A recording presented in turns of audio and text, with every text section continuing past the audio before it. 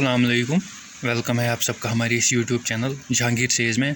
तो आज हम आपके साथ डिस्कस करने वाले एक स्पेशल स्कॉलरशिप जिसका नाम है PMSS या PMUSP।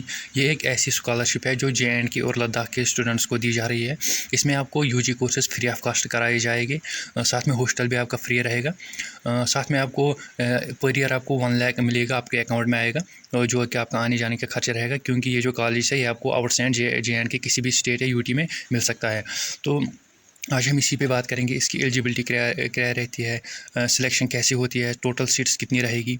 तो आज हम सारा आपको साथ इसी में डिस्कस करेंगे। उससे पहले अगर आप चैनल पे नए हो, चैनल को सब्सक्राइब करना और साथ में टेलीग्राम ग्रुप भी ज्वाइन करना। लिंक जो है आपको नीचे डिस्क्रिप्शन बॉक्स में मिलेगी। तो सबसे पहले अगर हम देखेंगे कि इसकी जो सिलेक्शन कैसी होती है, इसकी जो सिलेक्शन है वो 12th मेरिट पे होती है, यानी कि 12th में जितने आपके मार्क्स हैं उसी के बेसिस पे इसकी जो सिलेक्शन होती है। दूसरा अब ये है कि इसके लिए कौन स्टूडेंट एलिजिबल है। अगर आपने 12th पास किया है तो आप इसके लिए एलिजिबल बन जाओगे, लेकिन यहाँ पर एक कंडीशन है। कंडीशन ये है कि अगर आपने 2022, 2023 या 2024 में पास किया है 12th, तो ही आप इसके लिए एलिजिबल बन जाओगे। अगर आपने 2021 तक, अगर आपने 12th पास किया है 2021 तक, तो आप इसके लिए एलिजिबल नहीं बन जाओगे। ये मैं आपको जो पिछले साल तक प्रोसेस चल रही थी उसी के अकॉर्डिंग बता रहा हूँ। अभी कोई ऑफिशियल नोटिफिकेशन नहीं आई है, जैसे ऑफिशियल नोटिफिकेशन आएगी उसमें फिर होगा कि कौन स्टूडेंट एलिजिबल। लेकिन पिछले साल तक यही प्रोसेस चल रहा था कि 2021 के स्टूडेंट इसमें एलिजिबल नहीं है, जिन्होंने 2021 तक पास किया है। तो यहाँ तक आपका क्लियर है सब।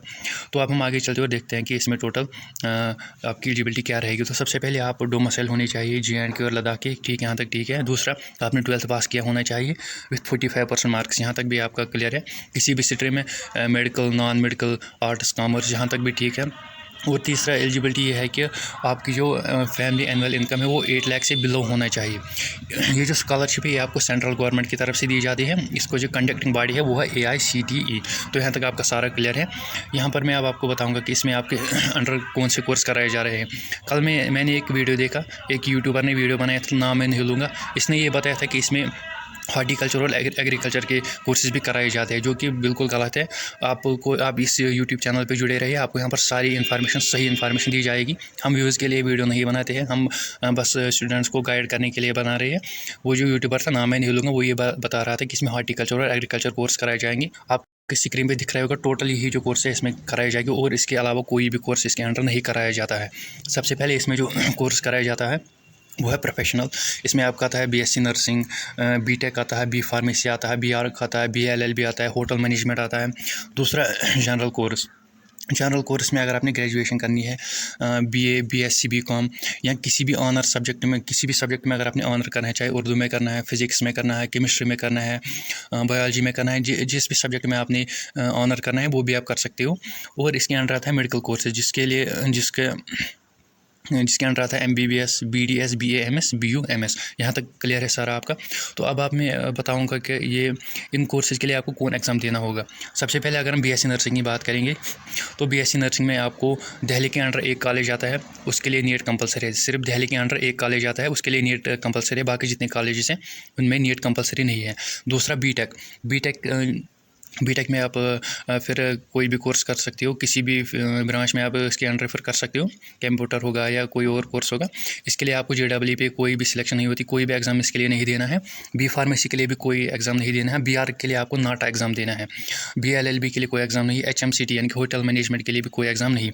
जनरल कोर्सेज़ के लिए जो है वो आपको CUET देना होगा। मैक्सिमम कॉलेजेस यहाँ पर मांगते हैं CUET, कुछ कॉलेजेस मांगते हैं, मैक्सिमम कॉलेजेस मांगते हैं, कुछ नहीं मांगते हैं। यहाँ तक भी क्लियर है। मेडिकल कोर्सेज, इनमें जो है आपका पहले नीट जो है आपका वो क्लियर होना चाहिए, यानी कि नीट में आप सिलेक्ट हुए होने चाहिए। उसके बाद आपको PMSS स्कॉलरशिप देगा। अब यहाँ पर आपकी कन्फ्यूजन होगी कि हमारी जो सिलेक्शन है वो 12th मेरिट पे होगी या जो आपने एग्जाम्स का नाम बताया इन पे होगी। तो यहाँ पर मैं आपको बताऊँ, जो आपकी सिलेक्शन होगी वो 12th मेरिट पे होगी, एक्सेप्ट मेडिकल कोर्सेज। इनमें क्या होता है कि जो मैंने आपको बताया कि आपको CUET देना है, नीट देना है।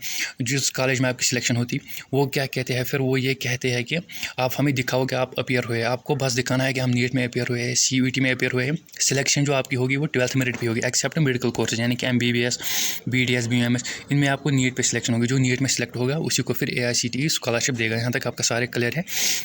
तो अब हम आगे चलते हुए देखते हैं कि टोटल इसके अंदर कितनी सीट्स आती है।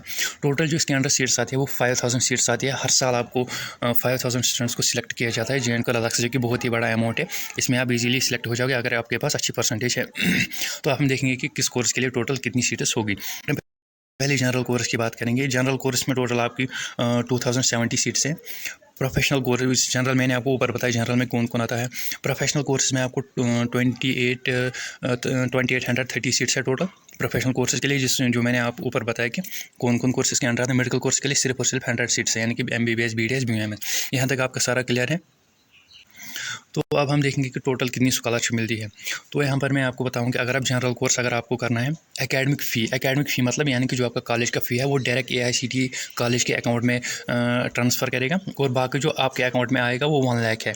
ठीक है, अगर आपने जनरल कोर्स करना है, इस 1 लाख में आपने क्या करना है, आपका जो हॉस्टल होगा वो इसी 1 लाख में आएगा। वो ये पर ईयर आपके लिए है। 1 लाख आपको इसी हॉस्टल में आपको 1 लाख में देना है। दूसरा अगर आने जाने का खर्च जो आपका खर्चा होगा वो आपके इसी 1 लाख में होगा। ये पर ईयर है, यानी कि हर साल आपको एकेडमिक फ़ी 30,000 दिया जाएगा और 1 लाख आपको पर ईयर दिया जाएगा। दूसरा अगर आपने प्रोफेशनल कोर्स करना है, इसमें जो एकेडमिक फ़ी है वो 1.25 लाख जो डायरेक्ट AICTE कॉलेज के अकाउंट में ट्रांसफ़र करेगा और आपके अकाउंट में 1 लाख आएगा। इसमें आपने हॉस्टल आपका खर्चा जो भी होगा वो इस 1 लाख में होगा।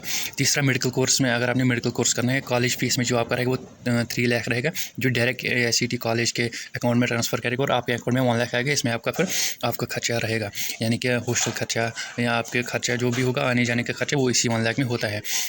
तो ये थे कुछ इंपॉर्टेंट अपडेट जो आपके साथ शेयर करनी थी। सारे जो कन्फ्यूजन से मैंने आपको इसी वीडियो में क्लियर किए।